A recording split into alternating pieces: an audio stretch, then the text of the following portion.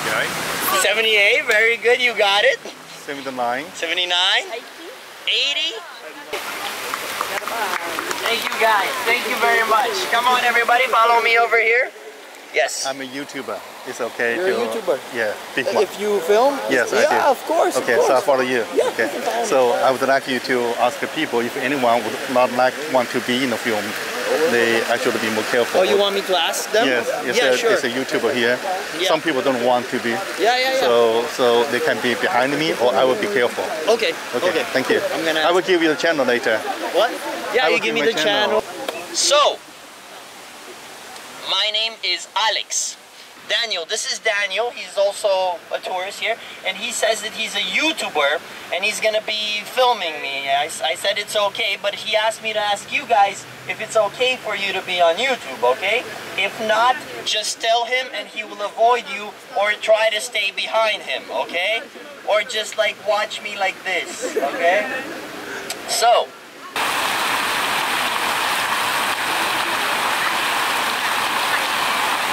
cool. So guys, you are in Bucharest, as I hope you know that by now. It's a 600-year-old city. However, about 100 years ago, this city had a nickname.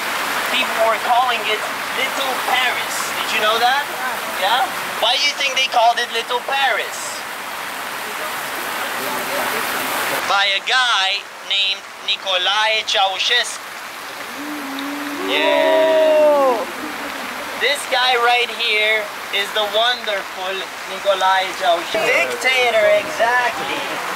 This is Elena Ceausescu. She's the one holding the koala, okay? For the 80s. This area right here is called the Civic Center. And running through the Civic Center, we have this really long and wide boulevard. It's called Unity Boulevard or Union Boulevard. It is longer and wider than the Champs-Élysées in Paris. That's how Ceausescu wanted it. Longer and wider than the Champs-Élysées in Paris. Palace of the Parliament. Have you all heard about the Palace of the Parliament? It almost drove the state bankrupt, okay. What else do you know about it? It's the biggest building. The biggest building? No. No? Second biggest building, who said that? But you gotta be more specific than that for a high five. The second largest administrative building after the Pentagon. You get a fist bump, okay? Guys, and it's not just okay? 14 tons. That is heavier than the anchor on a cruise ship, okay? And it's just the carpet, yeah? Carpet was... That can stop a cruise ship. And, carpet itself there's also a weighs chandelier 14 there. pounds. It's so heavy, 3 people can fit inside when they're fixing it. And it's a 7,000 light bulb chandelier, okay? 7,000 light bulbs, guys, not LEDs, okay? So when you flick this thing on, a little neighborhood in Romania goes dark. Yeah? I'm joking, that doesn't happen. But you start to understand why we pay over 2 million euros in upkeep costs every year for this building. Yeah? Now, here, and the boulevard. 7 square kilometers were completely destroyed. 7 square kilometers, that's about twice the size of Central Park. You don't know how big that is? That's about 22 churches, 2 synagogues, 3 hospitals, 1 stadium, and also the homes of 40,000 people. 40,000 people were evicted with an overnight notice. If you had a house with a little yard in front of it, you would lose that, and in exchange, you would get a little apartment on the edge of town. Yeah? So why was this destruction necessary? Why did we have to destroy so many people's homes? Why did we have to destroy so much history? Well, that's because Ceausescu had a dream.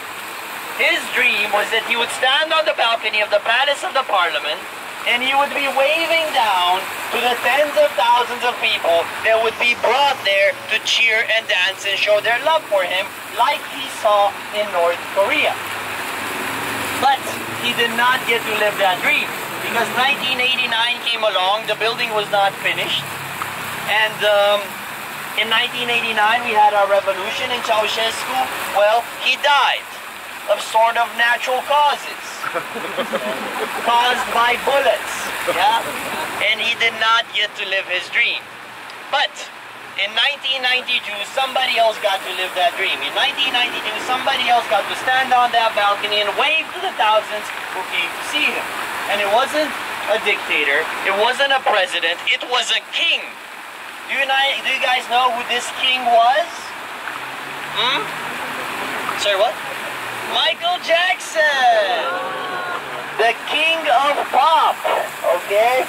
Michael Jackson came here for a concert in 1992, and that was a huge deal for us because we were closed off from the Western world for 41 years. Having Michael Jackson, a Western superstar, come here was a symbol of the fact that we were finally a free people. So Michael Jackson came here, he had his concert, a huge concert, and a day or two after his concert, he went to visit the Palace of the Parliament. They organized a little party with children dancing for him. He really liked that. And then he went to the balcony. Thousands of people came to see him. They had these big banners saying, "Michael, we love you." And Michael gets up on the balcony, he grabs the microphone and says, "Hello, Romania. I love you. It's so nice to be here in Budapest." Yes. Budapest. This building was built by Ceausescu after he visited North Korea in the 80s, and it started from 93, and he never had a chance to stand on the top of that building and wave at the people. Instead, Michael Jackson did.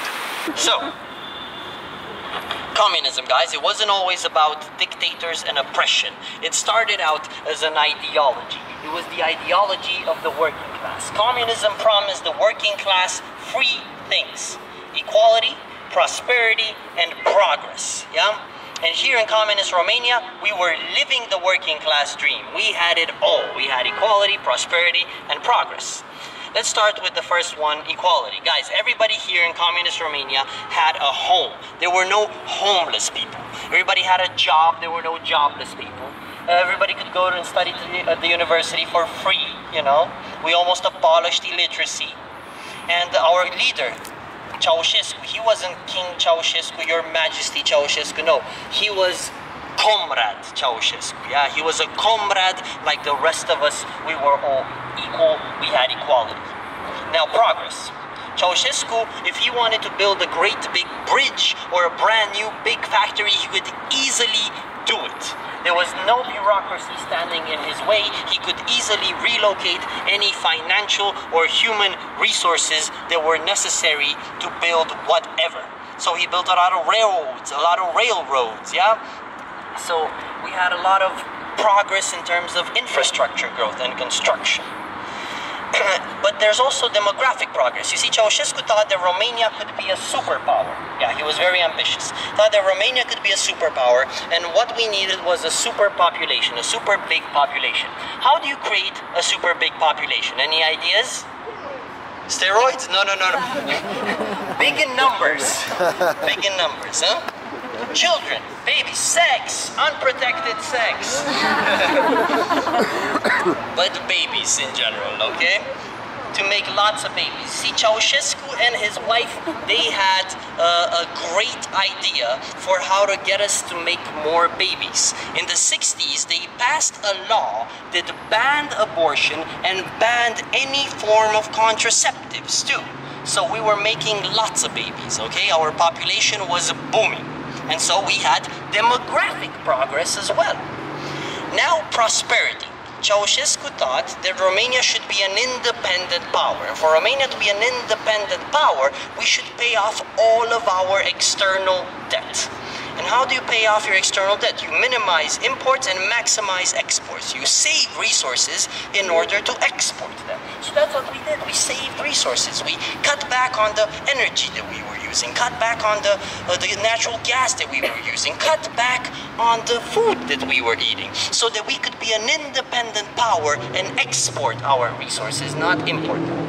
So that's prosperity, guys. Having everything that you need right here in your own country, not needing to import anything from anybody else, that's prosperity, right?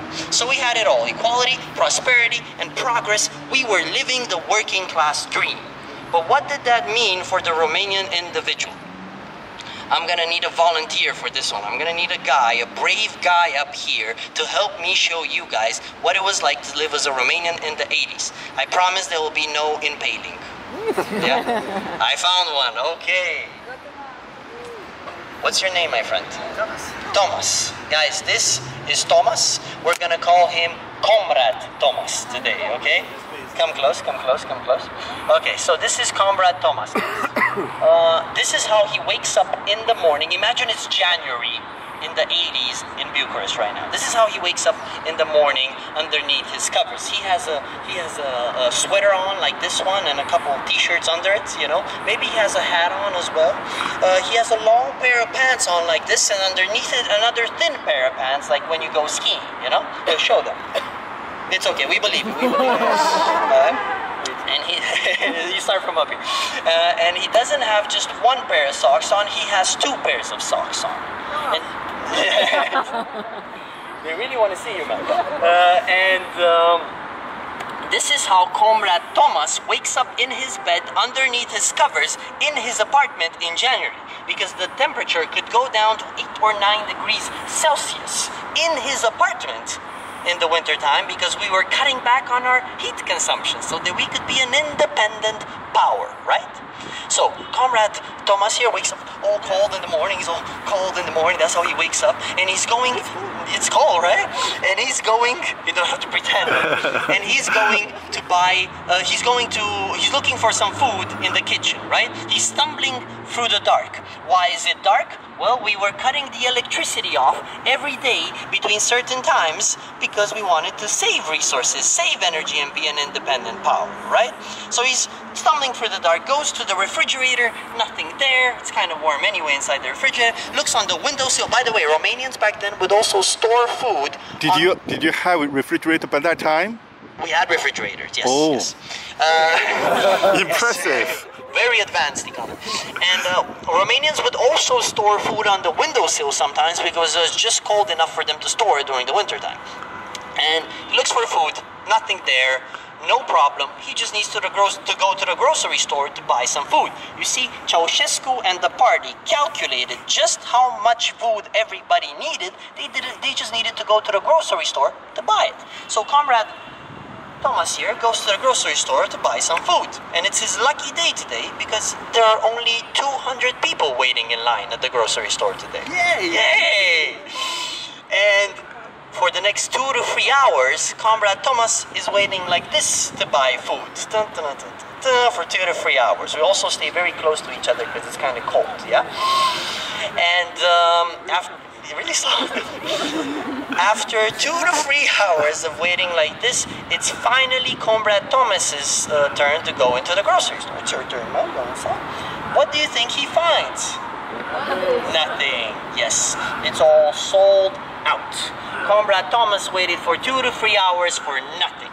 So he has to go home empty-handed. But on his way home, he sees a truck rolling by carrying food supplies to the next grocery store. As you can see, Thomas is quite athletic. He runs after the truck, stops in front of the truck, goes to the truck driver, says, "Hey, can I get some money? If some food's from the back of the truck, I'm going to give you some money. We got a deal." Got a deal. He just... corruption! He just bribed the truck driver to get food from the back of the truck, okay? Bribing was part of the national mentality back then. You bribe anyone, you do whatever you can to get by, okay? So he bribed the truck driver, got some food, and he's going home to feed his children. Comrade Thomas here has 5 children. Why do you think he has 5 children? No condoms. No condoms, no abortion, no contraceptives, right? And he just can't help himself, right? It's cold, it's dark, you gotta get warm somehow, right? So Comrade Thomas here has 5 kids, but that's not the real problem. The real problem is that he's a single father. You see, his wife died. Why do you think his wife died? Not pregnancy, not cold. Did you say abortion? Yes. She got an illegal abortion, okay? I'm not gonna give you a high five for abortion. We get a fist bump, okay? So she got an illegal abortion because the abortion was so illegal back then that a doctor could be risking his life, not just his job, giving somebody an abortion. And thousands of women were getting illegal abortions. And Comrade Thomas here didn't have enough money to bribe a doctor. He only had enough money to bribe a dentist. So his wife got an abortion with a dentist, yeah? So she got an infection and he died, yeah? I'm sorry about your wife, buddy. It's okay. He's over it now. And he goes to, he feeds his kids. It's all good. He goes to work. Comrade Thomas here works in a canned food factory, you know, putting food in cans, yeah? What's your profession?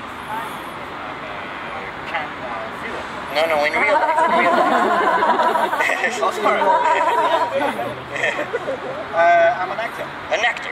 He studied to be an actor, okay? He went to the university here, studied for free to be an actor, but when he tried to get a job as an actor, there weren't many movies being made in communist Romania, okay? And so he couldn't really find a job, so the party gave him a job at the canned food factory. You see, everybody had a job, whether they liked it or not. If you didn't want the job, you would go to jail. And if you couldn't find one based on what you studied, no problem, they would send you somewhere where they needed you. To a certain little extent, the palace of the parliament was built with the hands of intellectuals that couldn't find a job based on what they studied, or weren't allowed to practice what they studied, yeah? And so, Comrade Thomas here is working in the canned food factory, and at the end of his shift, he steals about 20 cans of food. Some to trade for other things, some to sell on the, some for himself, you know. But it was okay that he did it because his colleagues did it, his boss did it. Everybody was doing it. Everybody was stealing from the state. It was part of this mentality of stealing, bribing, doing whatever you can to get by. So Comrade Thomas here had a pretty good day. He got a bunch of cans, fed his kids. It was a good day. So it's, yeah, it was right. Eh? So it's time for him to have some fun. How do you think Comrade Thomas has fun? Drinking cheap vodka, but besides that... Prostitutes! No.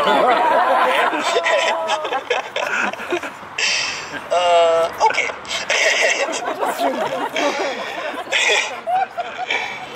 Him and his friends... Yeah, him and his friends, after they're done with the drinking and the prostitutes, they would meet up every week and they would watch Western movies, okay? Not like Western from the Western part of the world, okay? Western movies. And you know what Western movies they usually watched? I'll tell you guys. Chuck Norris films. Chuck Norris films, guys. When you go home, go on Netflix and look up Chuck Norris versus Communism, okay? It's a documentary about how the Romanian people were getting a glimpse of the Western world through Chuck Norris films that were brought illegally into the country on videotapes, yeah? And if you watch that documentary, guys, here's another fun fact. All of those Western movies, all those Chuck Norris films, they were all dubbed, not subtitled, dubbed by one woman, okay? Every single character had the same female voice, yeah? And if you watch that documentary, you will see that woman, she's being interviewed there. And even though she was risking her life every day translating those movies, she's still alive today and she's a film critic now, yeah. So, this is how Comrade Thomas had fun. Imagine 15, 20 people watching Chuck Norris on TV like it's the cinema. Illegally. So, this is day 1 in his life, not so bad. But day 2 is different. He wakes up in the morning, goes through the same routine, but on his way to work, exactly, on his way to work, a black car pulls up next to Comrade Thomas. Two big men get out of the car, they grab Thomas, and they take him away. Okay? He has just been picked up by the secret police of Romania, also called the Securitate of Nicolae Ceausescu. It was the biggest secret police behind the Iron Curtain, and their mission was to terrorize the Romanian population into submission. And this is how they would do it. They would give Comrade Thomas a good beating, pretend like it hurts, boom, boom, boom, boom, boom, boom, okay? This is his painful face, okay? And then they would tell him this: listen, Comrade Thomas, we heard that you and your friends are watching Western propaganda every week, and you conspire against the socialist people and its state. You are an enemy of the people, Comrade Thomas. Is that true? Yeah. Is that you? Okay. We like that you admit it, because we heard it from your neighbor. You see, everybody had a neighbor that was an informant for the secret police. You couldn't make a joke about Ceausescu in your own home because somebody could hear you through the wall and tell the secret police. Communist blocks in the 80s, they were built specifically to have thin walls to make sure that everybody can hear each other through the walls, creating this big brother effect. Yeah? And so, Comrade Thomas here is given two options by the secret police. Listen, Comrade Thomas, it's either we send you to prison, where you will probably die, or you tell us everything about your friends, who they are, what they do, everything. You become an informant for us. So what do? Do you say, fuck you to the secret police, I'm not snitching on my friends, or do you think about your 5 kids? Nah, no snitch. He's not a snitch. So, Yeah, prison, it's alright. prison is alright. We will be seeing a lot of you. Good night. Guys, give a clap for Comrade Thomas. He's been very brave. He's been very brave. And stupid. He can go back to prison now. He's alright. So, he was really sick of the 5 kids at home, man. So, guys, this is not really an exaggeration. This is really what a life in the life of a Romanian back in the 80s could have been like, okay? Waiting in line for 2 to 3 hours, sometimes for nothing, that happened a lot, yeah? Stealing and bribing. Stealing and bribing, that happened a lot too. It's like he has a toy in his mouth. Stealing and bribing, that happened a lot too. Guys, the abortion as well. My mom, before she had me, she had 3 abortions. And she talks about it like it wasn't a big deal because everybody was doing it. And when she told me that, about it, I said, wow, did you at least get it with a doctor? And she said, no, I got it with a woman working in our factory. And when she told me, I said, but did she have like special tools or know-how, a special place? How did it happen? And she said, no, she would just lay you down on top of a table, put 2 fingers like deep inside you, and then you would just lose your baby the next day. So thousands and thousands and thousands of women were getting abortions like this with somebody they knew. My mom then listed a bunch of her friends that got an abortion with this same woman. And everybody knew somebody that was good at giving an abortion, whether it was a dentist or a mechanic or just somebody working in your factory. And you would meet that person somewhere where nobody could see you, like an abandoned house somewhere or the middle of a field, you know? And you can imagine how many women were dying from these procedures because they were getting infections and because they couldn't afford another child. If you had 10 kids, you would get a medal, and that's it. Useful, right? Totally legal in Romania. Yes, yes. You guys, okay. Sorry. So, another thing is, guys, the infant mortality rate. We had the highest infant mortality rate in Europe because our hospitals were filled with babies, newborn babies. Most of them abandoned because it was easier to abandon your baby than to abort it. And so when the hospitals that had a lot of these babies in the incubators, and when they were losing energy because we had to be an independent power and we had power cuts all the time, when they were losing power, those babies in the incubators would die in very big numbers, yeah? So there was a lot of death created by those laws to create more life. And to brighten things up a little bit, I'll tell you another story with my mom. She went to Russia as a tourist. It was one of the few countries that you could visit as a tourist, and you were only allowed to leave every 2 years. And my mom went to Russia with her friends where contraceptives were legal. And they went to all the pharmacies there and they bought luggage loads of contraceptives to sell on the black market in Romania. Make a killing. Not a good choice of words. Make a lot of money, you know. And this was happening right before the revolution in '89. After that, we immediately legalized abortion and contraceptives. And so my mom was stuck with luggage loads of contraceptives that she couldn't sell to anybody. Yeah. The only good part is that I was already born. Yeah. So here I am. But guys, now I mentioned the revolution. And this is the last part, so bear with me. Mid-December 1989, a priest in Timișoara, a big city to the west of here, spoke against the regime, and the secret police was sent in to pick him up and take him away. And so, the people of his church, they gathered in front of the church to say, no, you are not taking our priest away. That little protest for a priest inspired other people.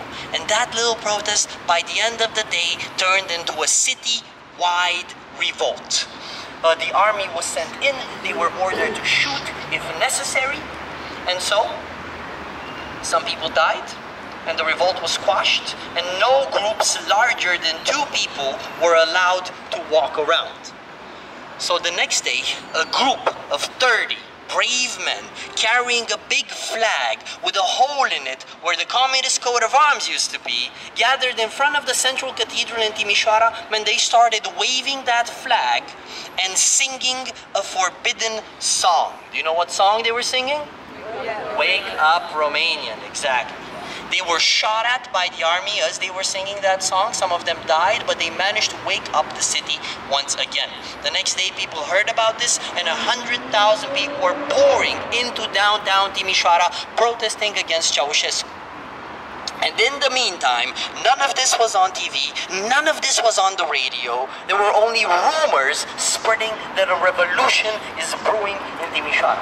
And so, Ceausescu decided to show the people that he is still strong, to show them that he is still loved. So he organized a mass meeting in his honor here in Bucharest of 100,000 people. Back then, mass meetings, spontaneous ones, were organized like this. You'd be walking down the street, and the police would come to you and be like, here's a flag of the country. Here's a picture of Ceausescu. Here's a picture of his wife. Now let's go out there and cheer for our leader. And Ceausescu would be holding his speech, and with every sentence, people would be going like, "Ura!" Guys, say it with me, "Ura!" Ura! With similar enthusiasm, yeah? And that day, Ceausescu was holding his speech, and people were going like, "Ura!" with every sentence. And 2 minutes into that speech, something happens.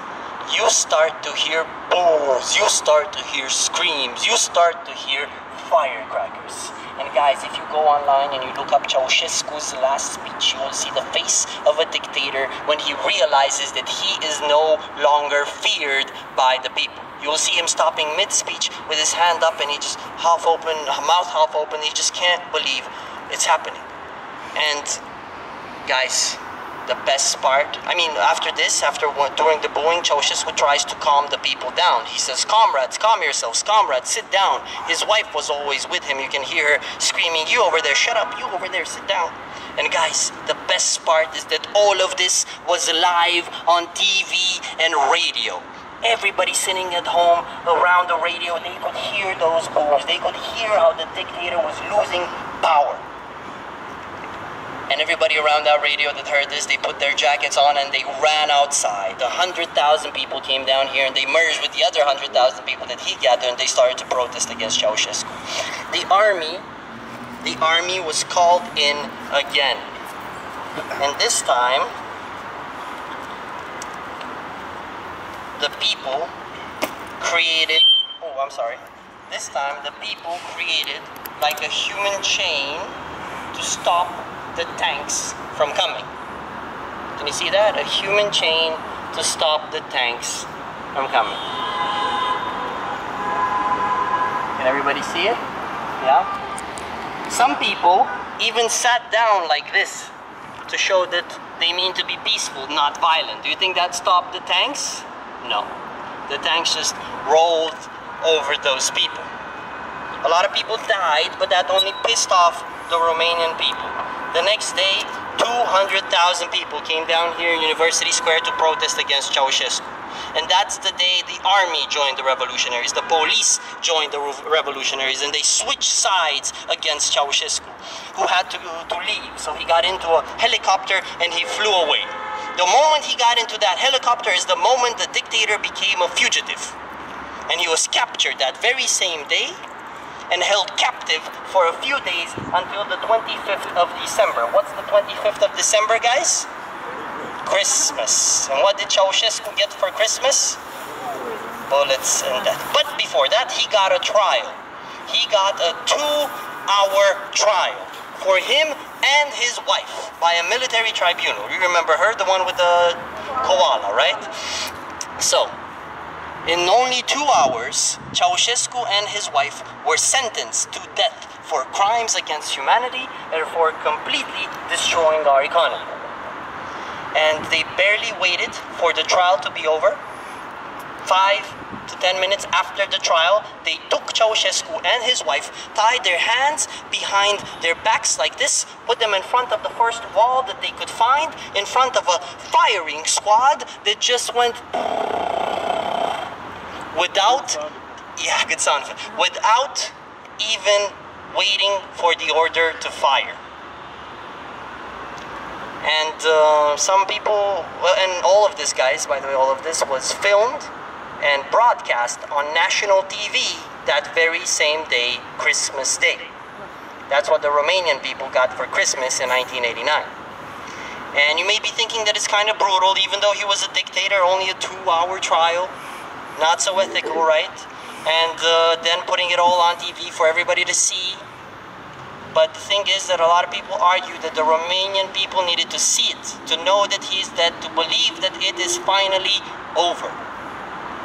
And it was over, guys. And I know what you guys are wondering right now. What happened to the koala? Koala's fine, guys. Still alive, telling stories about his days with Ceausescu. But now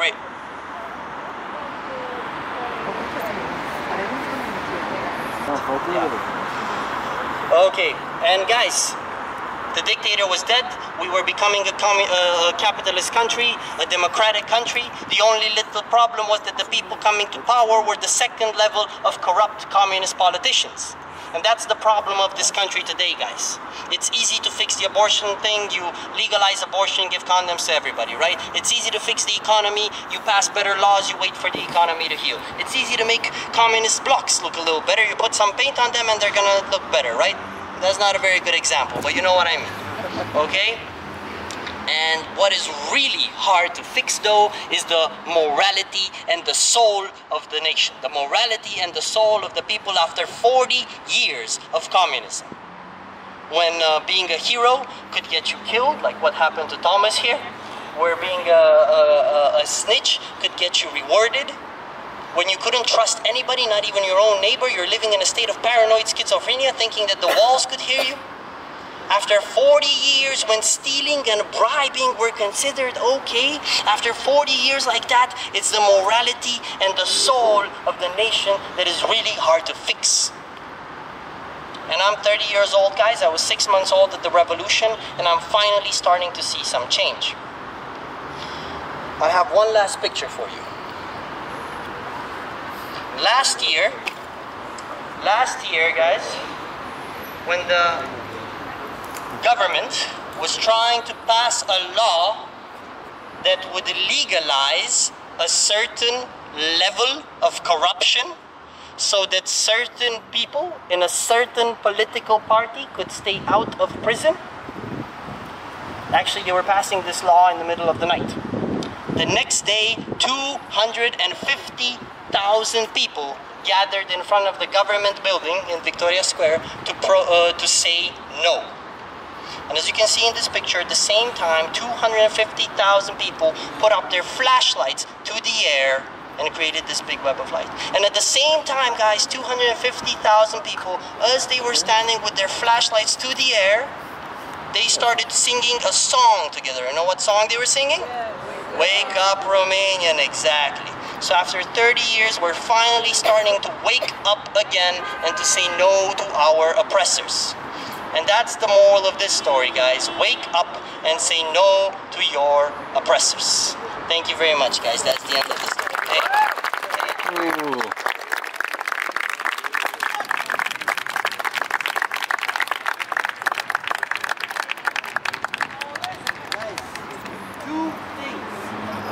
Don't forget my channel. Number one. If you guys love this tour, please go on TripAdvisor on the Walkabout page or on Facebook on the Walkabout page when you go home or to your hotel room. And remember, my name is Alex, okay? If you guys did not like this tour, when you go home, open a book, watch TV, watch Netflix and chill. Don't go on TripAdvisor, my name is Thomas, yeah? But really, guys, a lot of people look around there like, oh, a lot of people enjoyed it. I'm sure somebody's gonna give a good review. No, you gotta be the one that gives a good review, okay? If you like it. Now, the second part, the financial part. Guys, this is a free walking tour. There are no minimum limits. But sometimes people ask me, hey, Alex, what is a great tip for you? And I tell them, a great tip for me is anywhere between 30 and 50 lei per person. But that is just a recommendation. If you want to go above, please go above. If you want to go below, that's fine. It's a free walking tour, no minimum limits, and I'm grateful no matter what, okay? Thank you guys very much. Just one thing, euros, dollars, pounds, I take them all. Just please put them inside my backpack, okay? Perfect. Thank you very much, guys.